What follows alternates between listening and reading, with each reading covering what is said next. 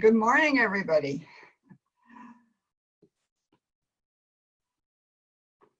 I hope this finds you well, coping with everything okay.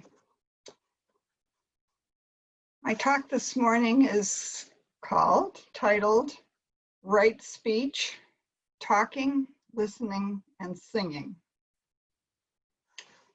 So it's been a month since George Floyd was killed by police here in Minneapolis, captured in that horrifying, heartbreaking video. But that video released enormous energy for change. Some change can happen by law.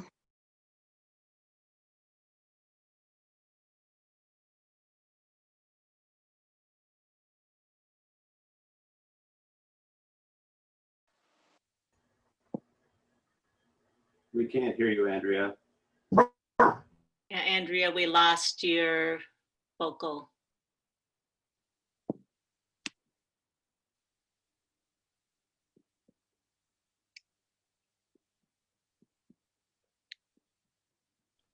Does somebody email her? Will you email her? I will, yes. We need to get her attention.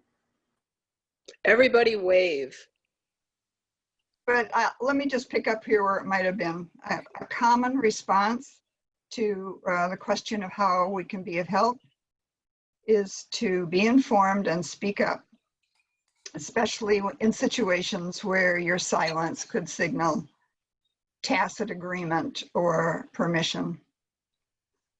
Our focus is on anti-racism now, but there are many situations in public and private life where something needs to be said. Being asked to speak up is a reminder that speech is karmic activity. According to the law of causation, whether we choose to speak or not to speak, there will be an effect.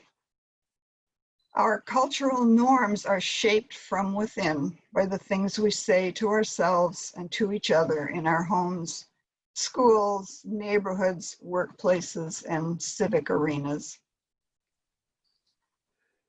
But speaking up can be psychologically very difficult, especially in a moment that you didn't anticipate. You suddenly realize that something needs to be said to defend or challenge something that's right in front of your face right now. And speaking up can come with risks, so it's always wise to assess the whole situation wisely. Speaking up was dangerous for me as a child. And now having the ability to speak up well and the courage and resiliency to do it has been a lifelong quest for me.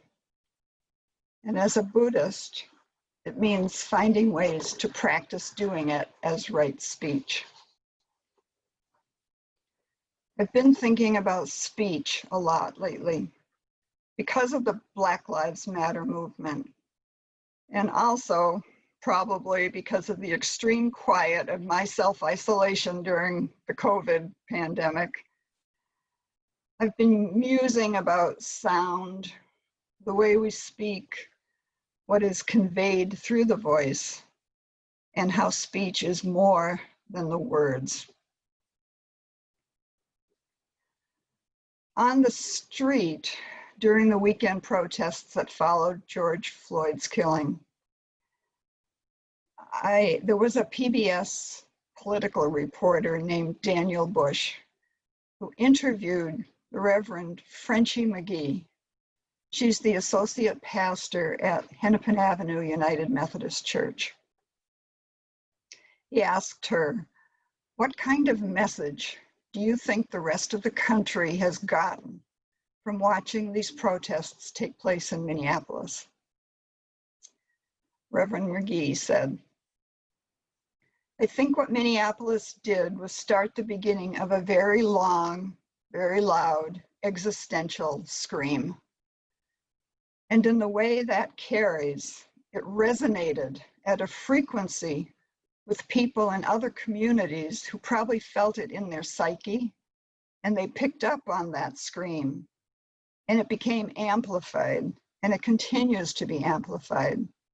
We were already screaming. It just wasn't as loud. And now the world, I think, is screaming with us. That's a really powerful image. I think we all feel that scream. When Reverend Magee says the scream resonated at a frequency that others picked up on, that's very interesting to me, because by saying it resonated, she's talking about a vibration. Vibration is in the very nature of life itself, because vibration creates our physical reality. This is true in science and Buddhism. Everything is in constant motion. In Buddhism, we say the universe is vibrating between form and formlessness from moment to moment. Nothing is ever still, but if you align or harmonize your own vibration with the universal vibration, you can experience that movement as stillness. There's a feeling of relief and a realization of what is deeply true. By talking about this existential scream, I think Magee is saying that people around the world are experiencing complete alignment of their hearts and minds around the painful truths of their own lives. And that alignment may be received and experienced as relief, or the experience of something that feels sacred and precious.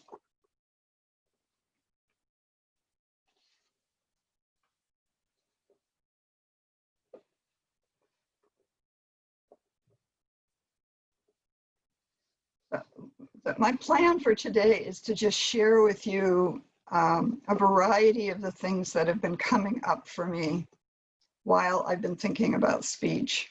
So this is not one long continuous narrative, it's more some episodes. And now I'm moving on to the next one.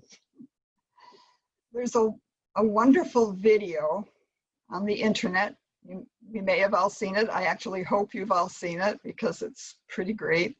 It's of a man holding a tiny fussy baby. He intones to the baby one very long Om as a mantra while we watch the baby settle down and appear to fall asleep in less than a minute. Lots of parents have since reported trying this and say that it works. Usually when we think of speech, we think of the verbal content of the message or our style of delivering it. But I think the element of speech that is pure sound should be included in our consideration, because producing and receiving speech is a bodily experience of vibrating air. Zen practice taps into the direct effect of sound vibration through the practice of chanting. The vibration we create in our vocal cords and receive from fellow chanters around us energizes the sensation of aliveness in our bodies, while our breath is like wind moving our inner energy out into the world.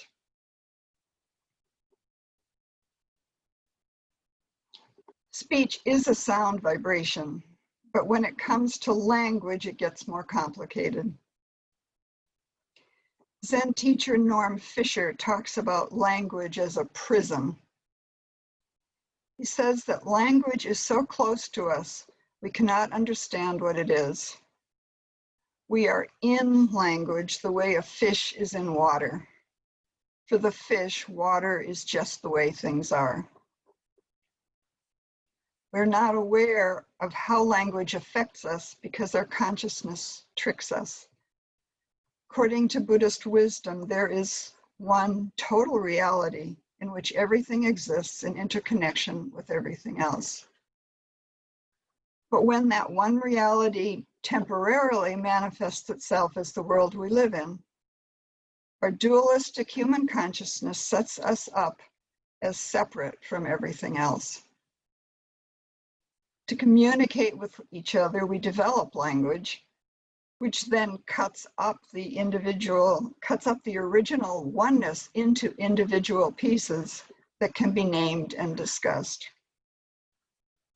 It's a very practical way of dealing with the world we live in, but it's a problem for us when we forget the original oneness. That forgetting is the delusion of ignorance.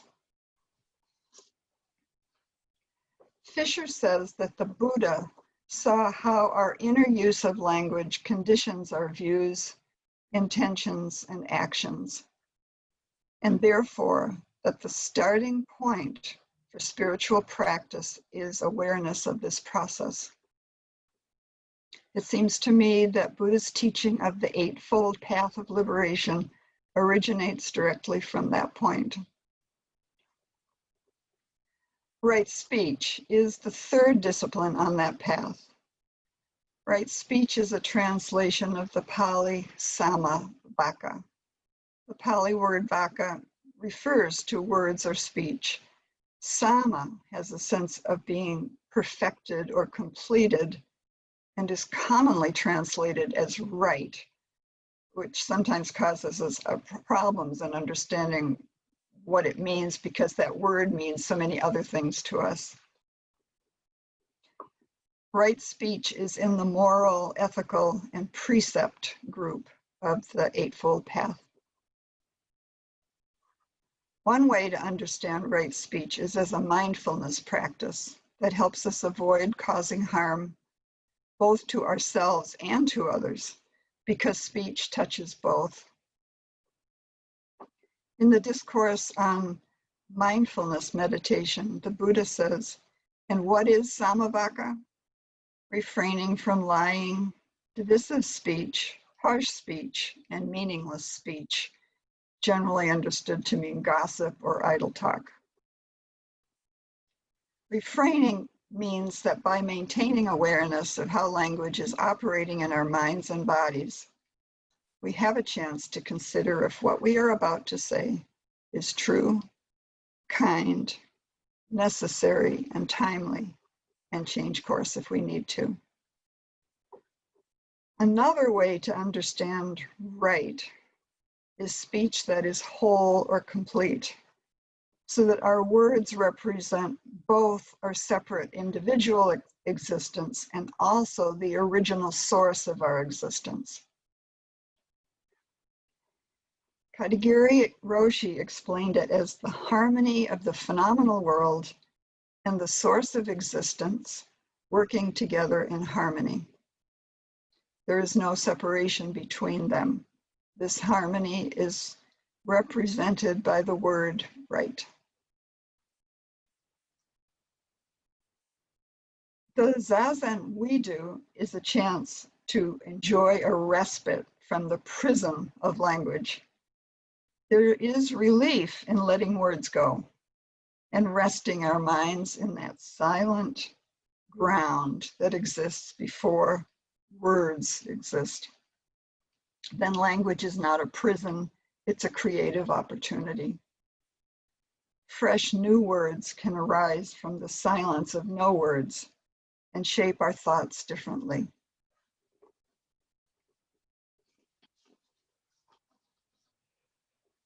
Norm Fischer didn't only talk about language as a prison. He also said, all language is singing.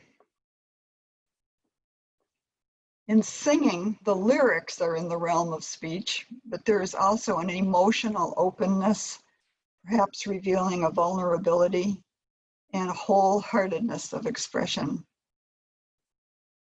The openness that is given by a singer can be received and experienced in the heart of the receiver as intimacy. If we were to think of language as singing, we might start to listen to people differently. Recently, I've been noticing things related to singing that directly connect me to Buddhism. and I want to share a few of them with you. The YouTube videos of Kanho Yakushiji. He chants the Heart Sutra as a song with lively backup music and video projection, drawing large crowds in concert venues. He's a young Japanese Zen monk who will eventually take over his family's Rinzai temple. But meanwhile, he's been assigned to help connect Zen with people in fresh new ways. On his videos, you often see the crowd chanting along with great enthusiasm and happiness all over their faces, something that you wouldn't see in a Zen temple. So I feel kind of happy that the venerable Heart Sutra has found a modern place on the concert stage. The Dalai Lama has made an 11-track album of his teachings and mantras set to music. It will be released in about 2 weeks on his 85th birthday, July 6th.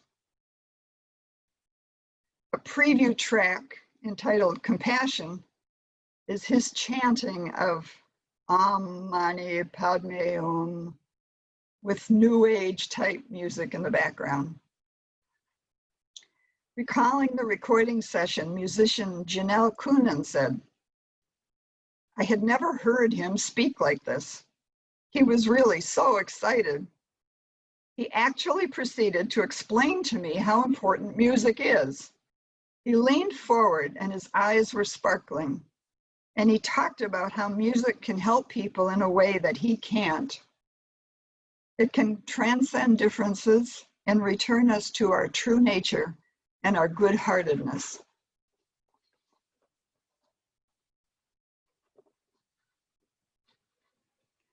I read an article in the New Yorker magazine about Ittetsu Nemoto. He's a Japanese monk who counsels people who are considering suicide. He told the writer about his enlightenment experience.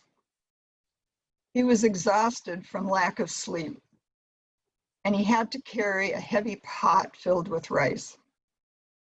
He stood holding the rice and thought, "I cannot carry this pot any longer. I'm going to die now." Just as he was on the point of collapse, he felt a great rush of energy. He felt as though everything around him were singing, and that he could do anything he had to do. And indeed, the person who had been living his life until then was not really him. About that, Katagiri Roshi said, "If you see the world very deeply, then you can hear the sound of the world. The sound of the world is something you are always looking for, but you cannot actually find it through your experience. So finally, that is suffering." In this case, Nemoto did experience that sound as song, which reminds me of the word song in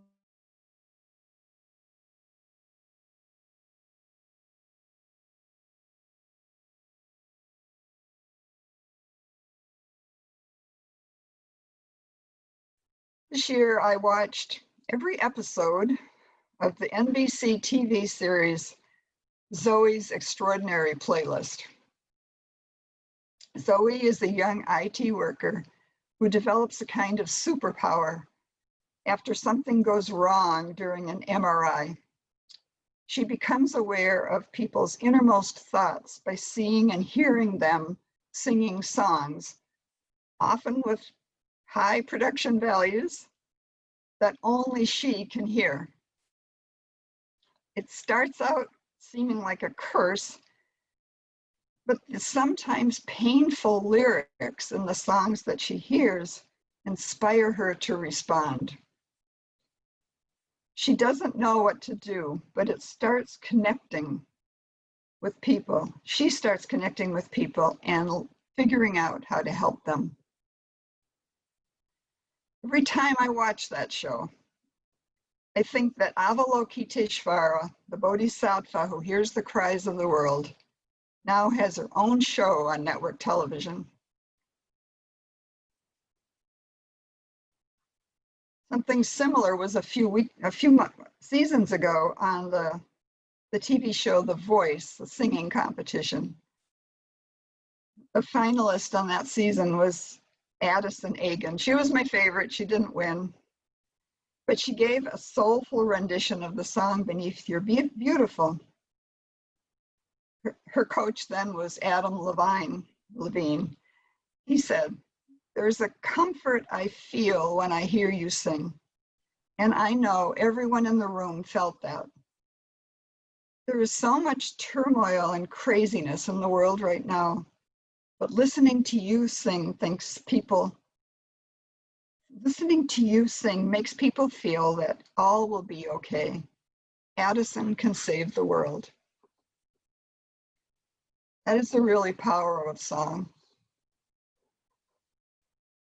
These bodhisattvas bring me to the Bodhisattva's 4 methods of guidance, or sometimes translated, the 4 ways bodhisattvas embrace living beings.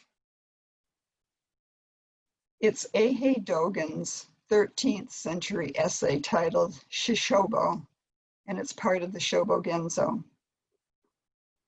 The Bodhisattva's 4 ways are giving, kind or loving speech, beneficial action, and identity action. Katagiri Roshi gave a long commentary on the essay, and it's in his book, Returning to Silence. Here's an excerpt on kind or loving speech. Loving speech is really to give something with your whole body and mind. And if you give something in that way, your whole body and mind really practice loving speech. People can understand and can listen to this sound of your speech. That is why beneficial action is based on 2 practices, giving and loving speech. The sentence, "People can understand and listen to this sound of your speech," really jumps out at me. Because when we think of speaking up, we hope to talk so people will listen and hear our message. We can learn specific communication techniques, but there's no guarantee that people will receive what we're saying as something worthy of their attention.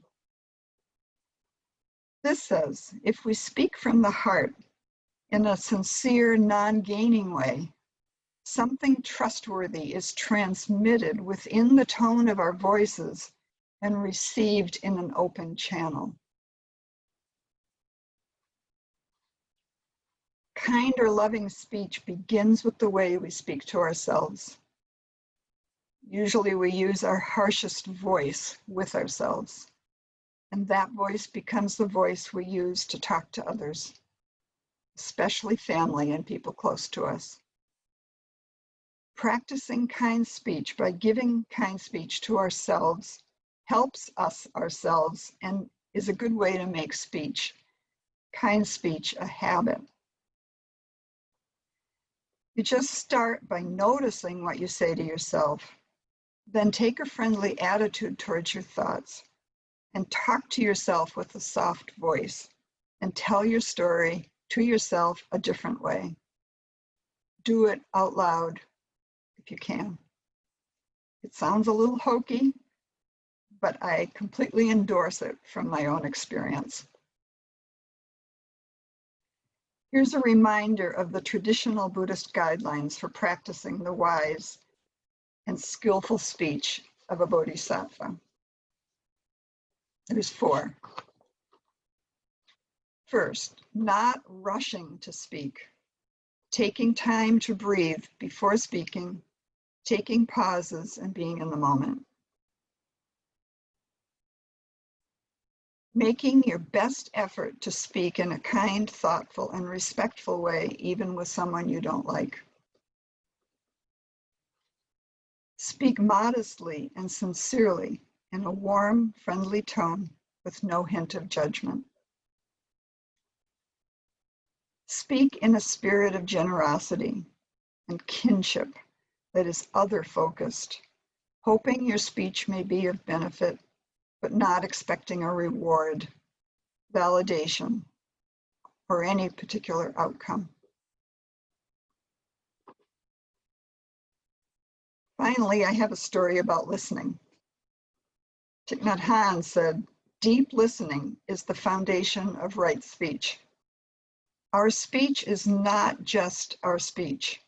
It is communication, something that happens between people. My story is from one of Carolyn Hax's newspaper advice columns. But let me introduce you first, in case you don't know her. She often gives scripts in her columns for no-nonsense ways of standing up to people. For example, here's how she responded to the friend of a man who was engaged to a woman who didn't behave well when he wasn't around. And she was wondering if she should tell her friend about his fiance's behavior. And Caroline says, "Please respond in the moment to any nastiness you witness from anyone. Say, I think it's offensive to ridicule the way people speak. Or, I'm not comfortable with this. Or, you know they can hear you, yes?" Deny her the approval your silence tacitly gives and hold up a mirror instead. So considering this as more or less her usual style, a column that ran earlier this month surprised me.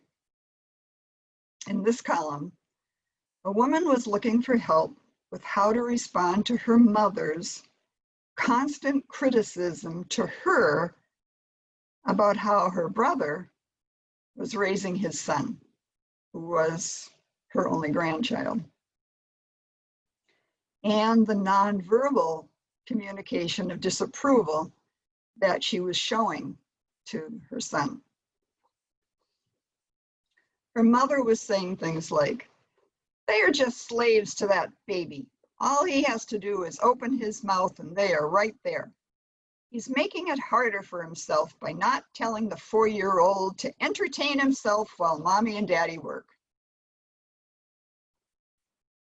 The daughter had already tried countering her mother with positive statements about her brother's wonderful approach, but her mother wasn't having it.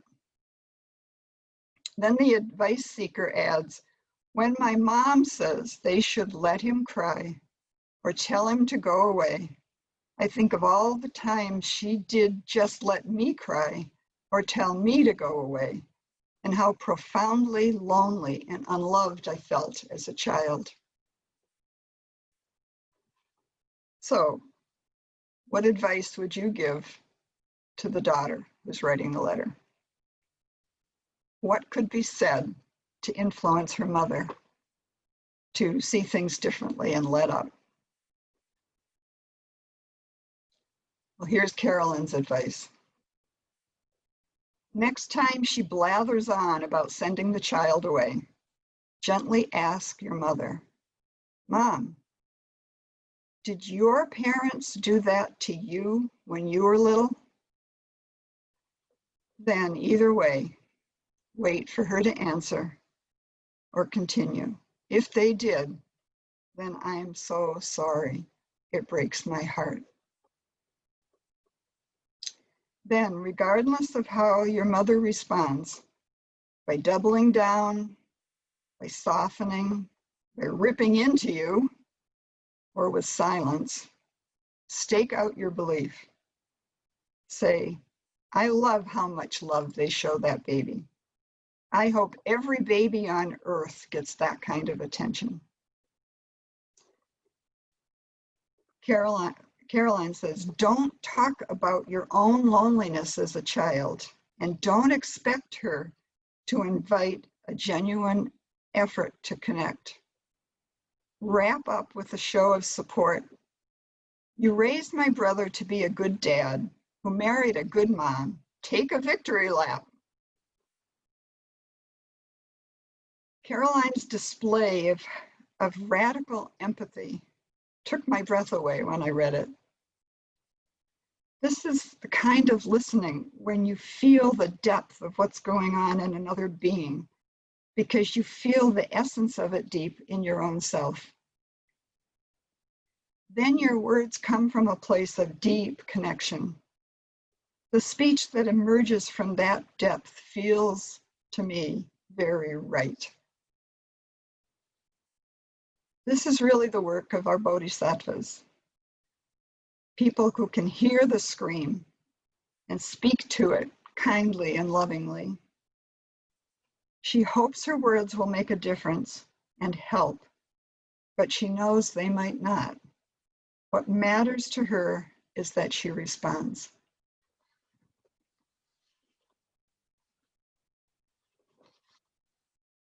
I want to end by suggesting that in many ways, speaking up is an art. My art teacher says that even without putting brush to paper, when we think about painting and look carefully at painting models, we are already practicing our art. We can do this with the art of speaking up too. We can practice thinking carefully about how to do it and keep it in mind as steps in the practice. So thanks for practicing that with me today. And bows.